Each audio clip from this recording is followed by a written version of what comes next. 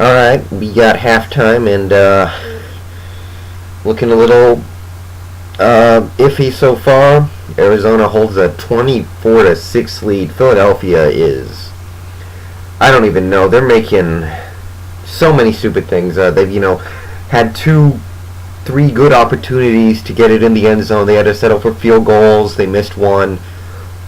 Obviously, they missed one. They've had a couple of big plays offensively, and there are times when they look good offensively, but it's not amounting to anything. McNabb has been very erratic. Not very good utilization of Brian Westbrook. It's just really sloppy game for them offensively. Defensively, oh man. You'd think after what happened last week that teams would realize we have to cover Larry Fitzgerald. And, we have to, even though they now have Anquan Boldin and Steve Breaston on the field, that's got to be your primary concern. You have to do everything you can to stop Larry Fitzgerald. If Anquan Boldin and Steve Breaston and Edgerrin James beat you, so be it. But do not let Larry Fitzgerald beat you. Ask the Panthers about that.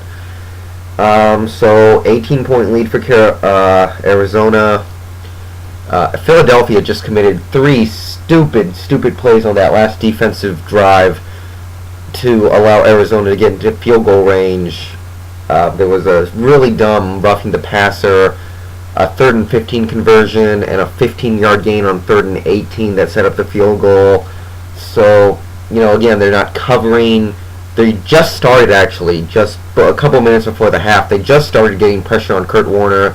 Edgerrin James is breaking off some good runs. They're running the ball. Arizona is running the ball really well. And Philadelphia has been catching some breaks in this game that are beyond their control. The McNabb interception that the defensive back fumbled, that Philadelphia recovered.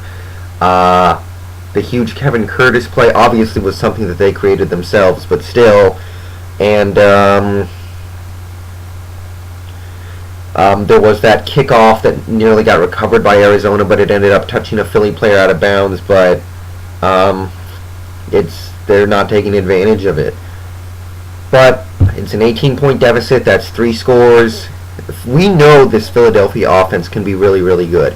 We know this Philadelphia defense can be really, really good. So they got a halftime to work things out, talk amongst themselves, figure out what they're going to do here. There's a ton of time left. They're going to get the ball first to start the second half. No need to panic yet. They just got to play better. I'm not too concerned yet. Okay, last play of the game. Philly had a great comeback, but this looks like it'll be about it. Hook and lateral time. Oh, God. Yeah, okay. So much for the hook and lateral deal. Arizona's going to win this. Great game, good back and forth action. I got to give props to Arizona offensively. They did enough. They obviously fell asleep at the middle point of the game, but they answered the bell when they went down near the end. So they're going to the Super Bowl. And, congratulations to Philadelphia, too. I know this loss stings because, you had the big comeback and you looked like you had it. You had all the momentum, and a couple stupid plays came back and bit you. This season as a whole, to get into the playoffs like they did, to beat the number 1 seed, you got nothing to be embarrassed about this loss. It'll take a while for you guys to get over it, I think, but good game. Don't hold your heads high, definitely, both these teams. And all right then. So it's still weird, man. Arizona going to the Super Bowl, and yep, I don't got much else to say. It was a great game. Arizona made just enough plays there at the end, and on to the late game. What I tell you guys, it's coming down to big plays. Because if this game is played, on paper, if you played the game in a computer simulation, there would be no big plays probably. So this game looks like it's going to come down to who makes more big plays. Right now, both teams have 1 big play. It's halftime right now. Pittsburgh is up 13-7. Pittsburgh had the 67-yard catch and run by Santonio for a touchdown. and Baltimore had the 50-something yard punt return that led to the McGahee touchdown. So that's the difference in the game. The Santonio Holmes long touchdown, and the reason Baltimore's in the game is because of their big play. So the second half, I think Baltimore should consider themselves happy that they're within one score because they get the ball first in the second half, and they are one big play away, one 80-yard touchdown, one kickoff return for a touchdown away from taking the lead in this game. And if you're Baltimore coming in 6-point underdogs, you have to be reasonably satisfied with with stuff like that. The game itself, I think Flacco is like 3 of 15 right now, and I don't feel he's playing badly. He had the one turnover. He's actually doing a decent job avoiding pressure. And, I have an idea of what the Ravens are asking from him. Just, play very safe, be conservative, don't do anything stupid. He's done one thing stupid so far in this game. He hasn't really made any plays yet for the Baltimore offense. But it's very salvageable for him at this point. He's made one bad play in this game. He hasn't done anything really good yet. He has a very bad completion percentage. He's completing like 20% of his passes, but all he needs is one good play, and Baltimore takes the lead in this game. So he's in a good position. Beyond that, pretty much what I expected. I know Hines Ward got hurt, and he's probably not coming back. That's a loss, obviously. But, yeah. I expect a very good second half. Hopefully, very few points, because, again, I bet the under on 34. We're at 20 right now. Hopefully we can keep that down. Ben's playing pretty well. I know he got hurt, and he's made some bad throws. He's done some positive things. No running game for either team, really. Should be good. Well, it's not officially over yet. There's still like 3.5 minutes left, but it's over. Pittsburgh's up 9. They just got the ball on a fumble. That's pretty much it. So we have our Super Bowl. Excuse me. God, throat is sore for some reason lately.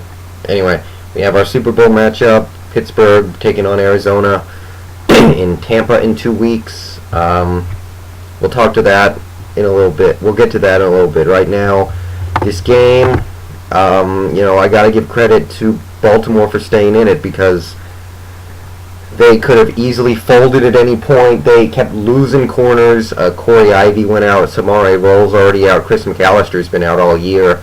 I know some other people got hurt too. They were just getting really thin at cornerback, and they could have just easily turtled it, but it never happened, and they played a great game, so I give credit to them.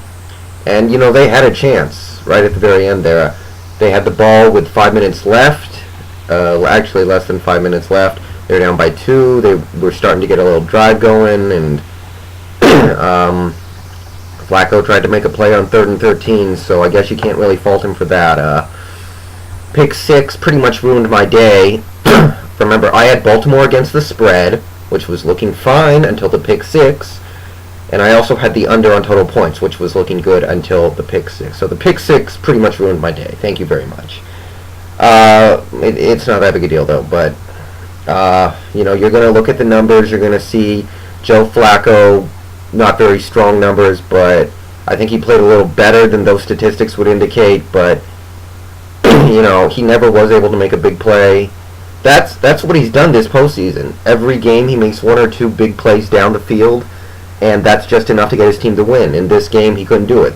Baltimore had 2 big plays, both coming on special teams, and if they had just gotten 1 big play out of their offense, they could be the ones about to celebrate with the Lamar Hunt Trophy right now. So, slightly disappointing for all you Ravens fans out there, but again, going from 5-11 to 11-5, making the AFC Championship game, winning 2 games on the road in the playoffs, and really going toe-to-toe with Pittsburgh here. I mean, the score will indicate Pittsburgh won by 2 scores. It was probably a little closer than that, really, if you watch the game. It was very competitive.